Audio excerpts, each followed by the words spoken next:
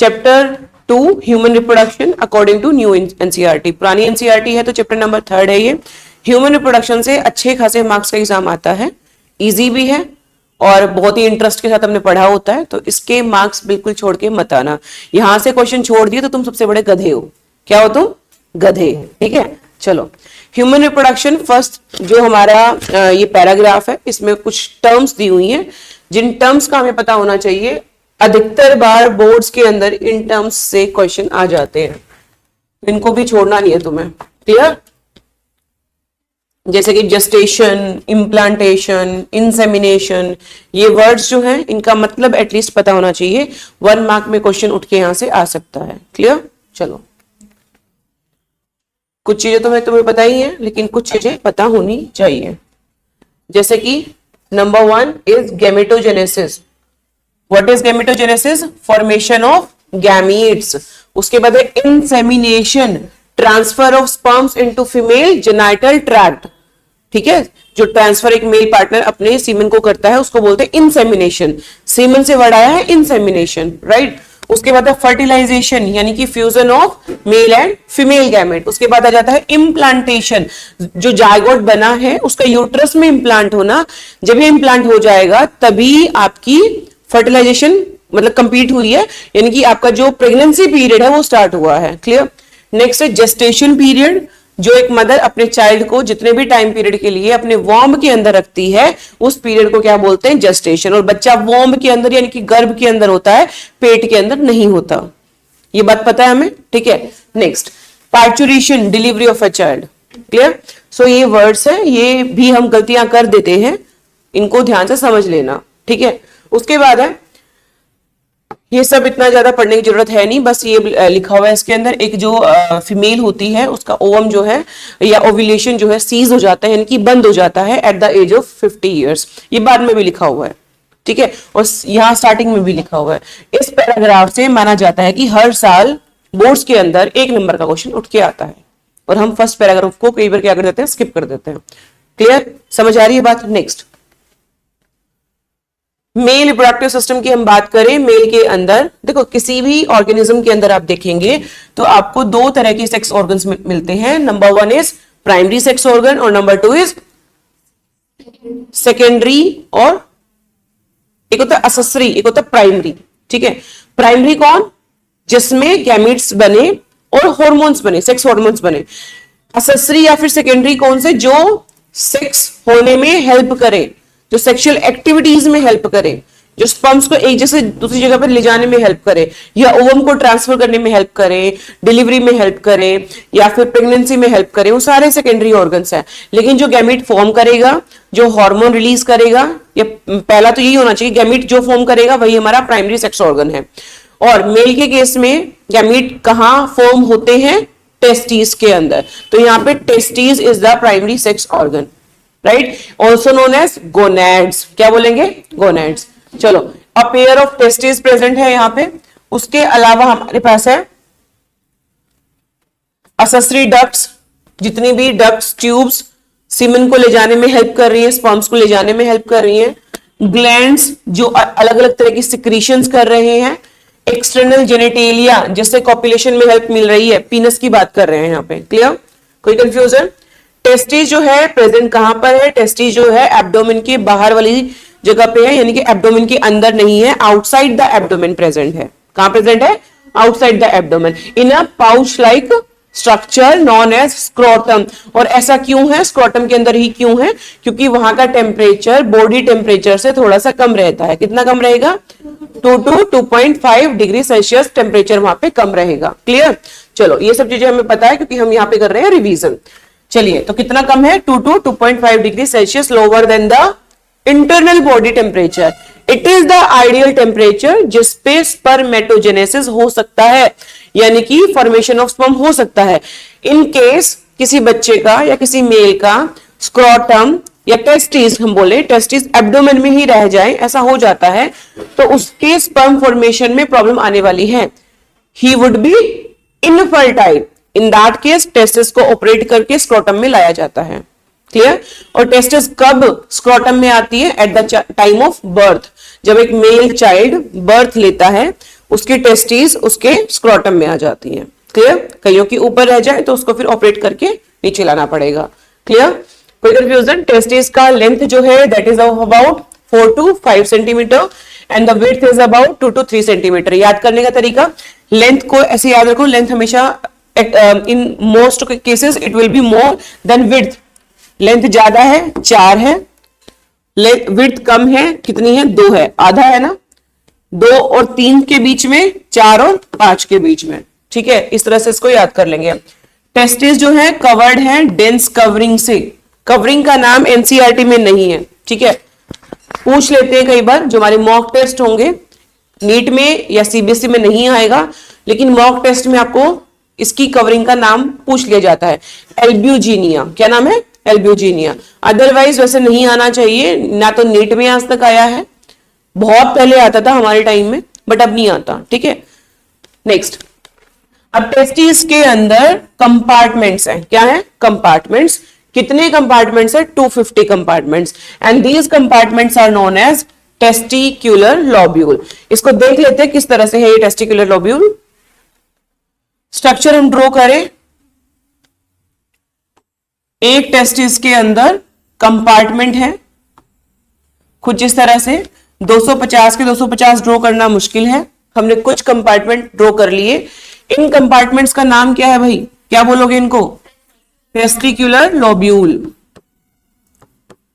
Testicular lobules. कितना number है इनका? 250। इन टेस्टिक्यूलर लोब्यूल्स के अंदर क्या प्रेजेंट है? एक टेस्टिक्यूलर लोब्यूल के अंदर 1 से लेके 3 सेमिनिफरस ट्यूब्यूल हो सकती हैं, depending on the size of testicular lobule. सभी टेस्टिक्यूलर लोब्यूल का साइज सेम नहीं है। फॉर एग्जांपल, यहां पे जो होगा, मान लो यहां पे इस तरह से पार्टीशन हो गया, तो एज कंपेयर टू दिस ये जो है इधर का एरिया ज्यादा होगा। तो depending on the size of the testicular lobule और compartment, there can be 1, there can be 2, there can be 3 seminiferous tubule. 1 से लेके 3 सेमिनिफरस ट्यूब्यूल्स यहां पे प्रेजेंट हो सकती हैं। एक्चुअल जो स्पर्म बनता है, फॉर्म होता है, वो इन्हीं ट्यूब के अंदर होगा। ठीक है जी, और इन ट्यूब्स को नाम क्या दिया हमने बेटा? Seminiferous tubules. Seminiferous tubules. कोई कंफ्यूजन? इस तरह से जैसे मैं बना रही हूं ना, इस तरह से भी डायग्राम बना दोगे, आपको फुल मार्क्स मिलेंगे। जरूरी नहीं है कि आप बिल्कुल एग्जैक्टली एनसीईआरटी वाला डायग्राम बनाओ, ये ज्यादा सही है। ठीक है, तो यहाँ पे विजिबल है चीजें, कौन सी चीज कहां पर है। Seminiferous tubules. ठीक है, अब जो ये सेमिनिफरस ट्यूब्यूल्स हैं, ये सीमन बनेगा इनके अंदर। सीमन तो नहीं बोल सकते, हम स्पर्म ही बोलेंगे, क्योंकि अभी सारी जो सिक्रीशन है वो यहाँ पे नहीं आई है। यहां से एक ट्यूब ओरिजिनेट होगी, मतलब बहुत सारी सेमिनिफरस ट्यूब्यूल मिलके एक ट्यूब बनाएंगी, और इस ट्यूब को क्या बोलेंगे?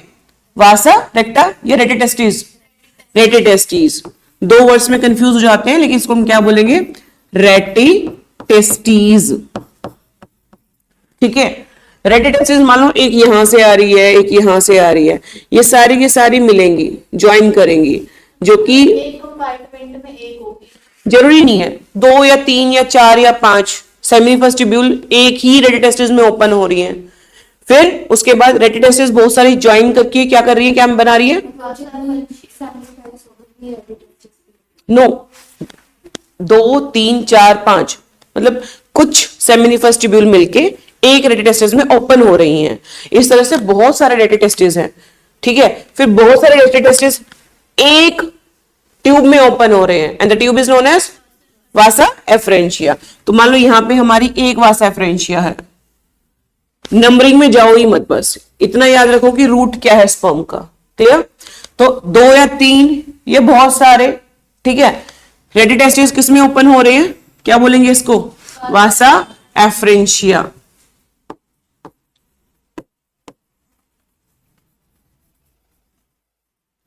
कोई कंफ्यूजन?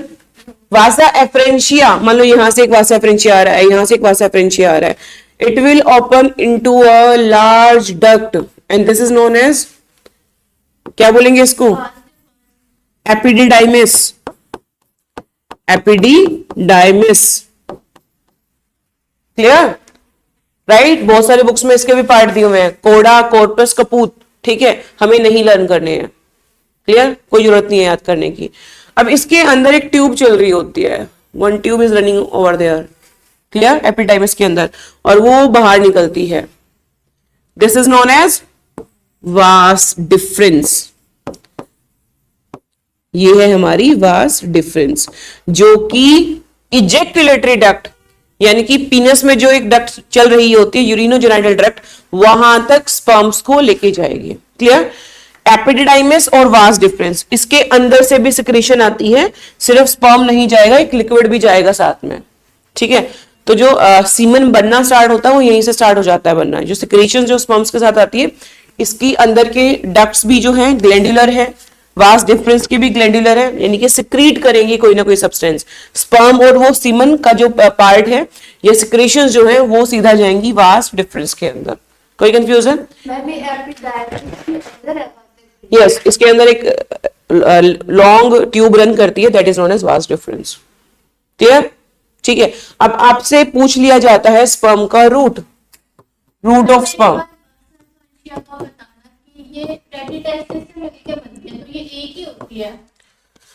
तुम इसको कुछ इस तरह से याद करो, तुम्हारे घरों में ऊपर टैंक लगा हुआ है, ठीक है, एक पाइप आ रहा है, ठीक है, वो बहुत सारे पाइप्स में ओपन हो रहा है, फिर वो बहुत सारे पाइप्स में ओपन हो रहा है, ठीक है।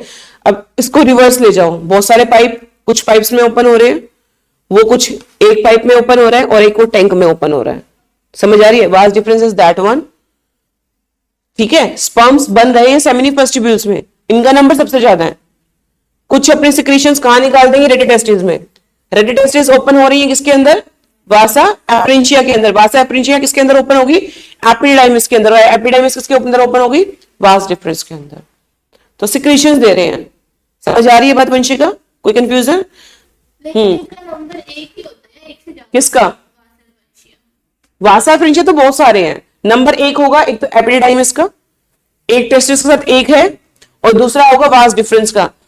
बाकियों का नंबर हमें नहीं याद करना, नहीं कंट्रोवर्सीज में घुसना है हमें। ठीक है, समझ आ रही है बात? जैसे तुम पूछो कि तारे कितने हैं, सिर पे बाल कितने हैं, भूल जाओ भाई कितने हैं। ठीक है, और कंक्लूजन निकाल भी सकते हो।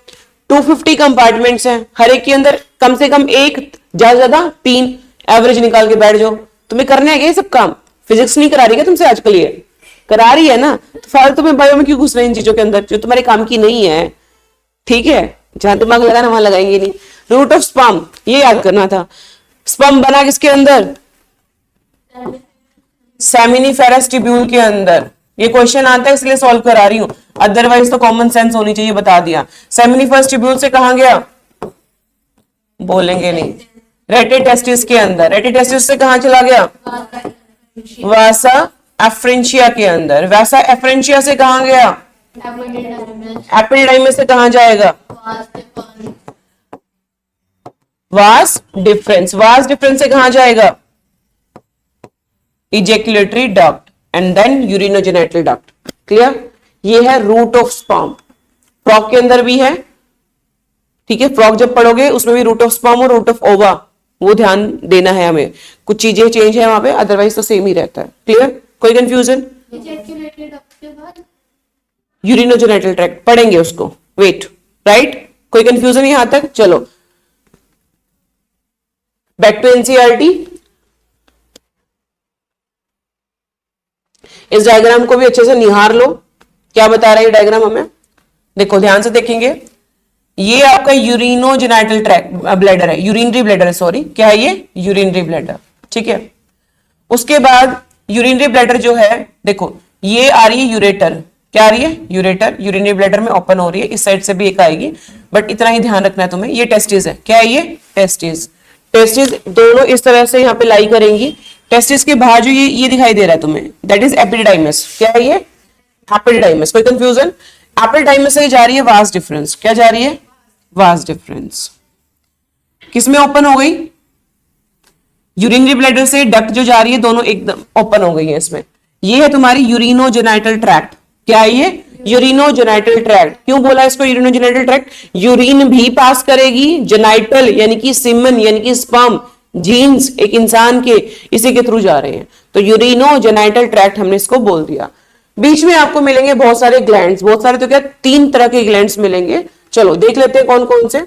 सबसे पहले ये देखो, ये वाला है। इसको मैं ध्यान से देखूं तो यही यहां पे बल्ज बन गया। ये बल्ज क्यों बना, ध्यान से समझो। यूरिनरी ब्लैडर ने इसको चिपका रखा है। एक ट्यूब इस तरह से है, इस तरह से है, और उसको प्रेस कर दूं तो वो फ्लैट हो जाएगी, चौड़ी हो जाएगी। राउंड शेप में उसको फ्लैट कर दिया तो चौड़ी हो जाएगी। तो ये इसी तरह से चौड़ी हो गई है क्योंकि ये यूरिनरी ब्लैडर से दबी हुई है, इसकी बैक साइड पे प्रेजेंट होती है। ठीक है, ये समाइनल वेसिकल्स हैं आपके। क्या है ये? Seminal vesicle. दो मतलब एक पेयर रहेगा, दो रहेंगे ये। ठीक है, पेयर में प्रेजेंट होंगे। उसके बाद समाइनल वेसिकल से ये जो ट्यूब आ रही थी, ये दोनों ओपन हो गई है किसके अंदर? यूरिनोजेनिटल ट्रैक्ट के अंदर। उसके बाद एक ग्लैंड दिखा हमें, that is known as prostate gland. क्या मिला? Prostate gland. रे चलो, प्रोस्टेट ग्लैंड कहां दिख रहा है आपको? ये रहा। एक ही नंबर होगा इसका। इस तरह के फालतू क्वेश्चन पूछ लिए जाते हैं, पेयर में कौन सा ग्लैंड है और सिंगल कौन सा था। सिंगल यहाँ पे कौन है? प्रोस्टेट। कौन सा है? प्रोस्टेट। उसके बाद आपको मिल रहे हैं bulbo urethral, also known as Cowper's gland. क्या बोलेंगे इसको? Cowper's gland. तो काउपर्स ग्लैंड भी किसमें है? पेयर में प्रेजेंट है, जो कि ऐसी सिक्रीशन देंगे जिससे, क्योंकि जो पेनिस है ना, पीनस जो है, इसका साइज छोटा बड़ा हो सकता है। ठीक है, मसल्स इस तरह से है इसकी। तो जब ये कॉपुलेट करेगा, जब ये कॉपुलेशन करेगा, तो यहाँ पे फ्रिक्शन के मारे इसकी जो स्किन है वो रप्चर ना हो, तो यहाँ पे ऑयली सिक्रेशंस दे दी है। क्या दे दी है? Oily secretion. क्लियर? समझ आ रही है बात? अब देखो, पीनस को हम देखें तो पीनस जो है, ये जो एनलार्ज्ड एंड है, इसको बोलते हैं ग्लैंस पेनिस। क्या बोलेंगे? ग्लैंस पेनिस, एक ग्लैंस पीनस। उसके बाद ये पूरा पीनस है, ये ग्लैंस पीनस है। जो ये फोर स्किन, ये एक एक्स्ट्रा स्किन होती है जो हेल्प करती है जब भी ये एनलार्ज करेगा साइज में। ठीक है, तो ये लटकी हुई फोर्थ स्किन है, या आप बोल दोगे इसको फोर स्किन। क्या बोलोगे? Four skin. तो फोर स्किन से पीनस जो है, उसकी जो मसल्स है वो फ्रिक्शन ना खा जाए, इसीलिए बल्बो यूरेथ्रल ग्लैंड्स ऐसे सिक्रीशंस देते हैं जिससे उसको ऑयलीनेस मिलती रही है, जिसको लुब्रिकेट करे। ठीक है, तो बल्बो यूरेथ्रल ग्लैंड ऐसे सिक्रीशंस रिलीज करता है, या ऐसी सिक्रीशन सिक्रीट करता है जो क्या करेगी? इसको लुब्रिकेट करेगी, लुब्रिकेशन में। समाइनल वेसिकल एंड प्रोस्टेट, ये दोनों क्या बनाएंगे? सीमन बनाएंगे। स्पर्म के साथ जो लिक्विड निकलता है वो लिक्विड ये बनाएंगे। क्लियर? कोई कंफ्यूजन? डन? चलिए, एक डायग्राम हमारे पास ये है। अब यहां से ध्यान से समझ आ जाएगा हमें। ये पेयर ऑफ टेस्टीज है, दोनों एक ही पाउच में होती है। समझाने के लिए हमने इस तरह से बना दिया है इसको। ये हमारे लॉब्यूल हैं, टेस्टिकुलर लॉब्यूल। ये आपके रेटे टेस्टिस में ओपन हो रहे हैं। रेटे टेस्टिस से किसमें चले गए? वासा एफरेंशिया में। वासा एफरेंशिया से किसमें चले जाएंगे? ये एपिडाइमिस से। एपिडाइमिस के अंदर क्या है? Vas deferens. वो बाहर, ये वास डिफरेंस बाहर निकल रही है। फिर ये हाईली कॉइल्ड होती है अंदर, तो बहुत सारे number of Vasa efferentia will open into it. ठीक है, क्लियर? तो ये आ गई वास डिफरेंस। ये back side of urinary bladder है। अभी दिखाया ऊपर किस तरह से, पीछे की तरफ रहेगा। जैसे ही ये यूरिनरी ब्लैडर के पीछे आया, इसका देखो साइज जो है, विड्थ जो है वो बढ़ गई। इसको मिला यहाँ पे क्या? Seminal vesicle. समाइनल वेसिकल से दोनों की सिक्रीशन, समाइनल वेसिकल सीमन डालेगा, ये स्पर्म डालेगा। दोनों किसमें जा रही है? यूरिनोजेनिटल ट्रैक्ट में। ये कौन सी ट्रैक्ट है? यूरिनोजेनिटल ट्रैक्ट चलती है इसके बीच में, जो यूरिन भी लेके आ रहा है और जो सीमन भी लेके आ रहा है। क्लियर? नेक्स्ट, ये समाइनल वेसिकल, पहला पेयर ग्लैंड का। नेक्स्ट है आपका प्रोस्टेट। इसका मैंने दिखाया बहुत अच्छे से, एक ही है ये लग रहे हैं कि दो हैं, लेकिन ये सीधा एक ग्लैंड है यहाँ पे पीछे की तरफ। क्लियर? उसके बाद पेयर में आपको मिल गया बल्बो यूरेथ्रल, जो सिक्रीशंस देगा। उसके बाद है फोरस्किन, समझ आ गया होगा अब क्या है, और ग्लैंस पेनिस। कोई कंफ्यूजन यहां तक? क्लियर? ये स्ट्रक्चर था। ठीक है, अब ध्यान से हम समझेंगे कि जो सेमिनिफरस ट्यूब्यूल है, इसके अंदर दो तरह की सेल्स प्रेजेंट है। ठीक है, क्या प्रेजेंट है? दो तरह के सेल्स प्रेजेंट है। सेमिनिफरस ट्यूब्यूल सबको याद है? ये सेमिनिफरस ट्यूब्यूल है, मान लो मैंने इसको यहां से कट कर दिया। ठीक है, तो मुझे कुछ इस तरह का क्रॉस सेक्शन आपको दिखाई देगा। ठीक है, या टेस्टीज था, उसका मैंने क्रॉस सेक्शन थोड़ा सा कट कर लिया, तो ये एक सेमिनिफरस ट्यूब्यूल है, ये एक सेमिनिफरस ट्यूब्यूल है। ये सारे सेमिनिफरस ट्यूब्यूल्स हैं जो मुझे आगे से कुछ इस तरह से दिखाई दे रही हैं। कोई कंफ्यूजन? ठीक है। अब जो सेमिनिफरस ट्यूब्यूल्स है उसके अंदर पाए गए हैं दो तरह के सेल्स, ठीक है। कौन कौन से? एक तो आपको मिल जाएंगे इंटरस्टिशियल सेल्स। क्या मिलेंगे? Interstitial cells. उसके अलावा आपको मिलेंगे सर्टोली सेल्स। क्या मिलेंगे? Sertoli cell. एक तीसरे तरह की और है क्या? स्पर्मेटोगोनिया। सेमिनिफरस ट्यूब्यूल के अंदर अब कितने तरह के सेल्स हैं? ये क्वेश्चन आ गया, बताओ कितने तरह के सेल्स हैं। क्वेश्चन है सेमिनिफरस ट्यूब्यूल्स के अंदर कितने तरह के सेल्स हैं? How many types of cells are present in seminiferous tubule? क्या आंसर लिख के आओगे? जल्दी बताओ। मैंने जो पूछा उसका आंसर बताओ।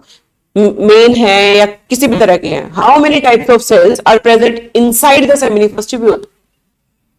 1, 2 और 3? 2। हाउ इशिता? इंटरस्टिशियल सेल्स और सर्टोली सेल्स। इशिता का कहना है कि दो तरह के ऐसे सेल्स हैं जो सेमिनिफरस ट्यूब्यूल के अंदर मिलेंगे। नालायकों, सेमिनिफरस ट्यूब्यूल कौन सी है? ये वाली, ये वाली, ये सेमिनिफरस ट्यूब्यूल्स है। टेस्टिस का क्रॉस सेक्शन है ये, ठीक है। तो यहां पे यहां की साइड कौन से सेल्स मिलेंगे आपको? Interstitial cells. ध्यान से समझो, ये टेस्टिस है, ठीक है। टेस्टिस के अंदर थे कंपार्टमेंट्स। क्या प्रेजेंट थे? कंपार्टमेंट्स। कंपार्टमेंट्स के अंदर प्रेजेंट थी इंटरस्टिशियल सेमिनिफरस ट्यूब्यूल। ये क्रॉस सेक्शन किस तरह से काटा गया है? इस तरह से, ये काट दिया मैंने। अब मुझे यहां से जो दिखाई देगा मुझे वो यहां से दिखाई दे रहा है, ठीक है। तो ये ट्यूब दिखाई देंगी मुझे, ये ट्यूब है। इसके जो बाहर का ये वाला एरिया है इसको बोलते हैं इंटरस्टिशियल स्पेस। क्या बोलेंगे? तो ये एरिया तो सेमिनिफरस ट्यूब्यूल के बाहर का एरिया है। समझ आ रही बात? तो ट्यूब के अंदर तो दो तरह के सेल्स है। Number 1 is Sertoli cell and number 2 is spermatogonia. Clear? Testis के अंदर दो चीजों में बढ़ गया ना हिस्सा। जो आपका टेस्टिकुलर लोब्यूल था ये तो ट्यूब के अंदर और ट्यूब के बाहर भी तो एरिया है। It is known as interstitial space. इस इंटरस्टिशियल स्पेस के अंदर प्रेजेंट है interstitial cells, also known as Leydig cell. क्या बोलेंगे इसको? Leydig cells. कोई कंफ्यूजन? डन। चलो अब ये सेल्स करते क्या है, ध्यान से समझेंगे। Spermatogonia are germ cells. इनको हम क्या बोलेंगे? Germ cells. और जर्म सेल्स आप किसको बोलते हो? जर्म सेल्स जो आपकी प्रोजेनी को बढ़ा दे, जो आपकी गैमीट्स बनाने वाले हों, ठीक है जी। स्पर्मेटोगोनिया डिफरेंशिएट करके मैच्योर होके एक स्पर्म बनाएगा। क्या बनाएगा? स्पर्म। तो स्पर्मेटोगोनिया ही स्पर्म में कन्वर्ट होंगे। वो हम स्पर्मेटोजेनेसिस में देख लेंगे कि किस तरह से हुआ। कोई भी सेल जब डिफरेंशिएट करता है तो उसको नरिशमेंट चाहिए होती है। Cell division chapter 11th class में भी पढ़ा हमने कि जब भी एक सेल ग्रो करेगा उसको नरिशमेंट की जरूरत होगी।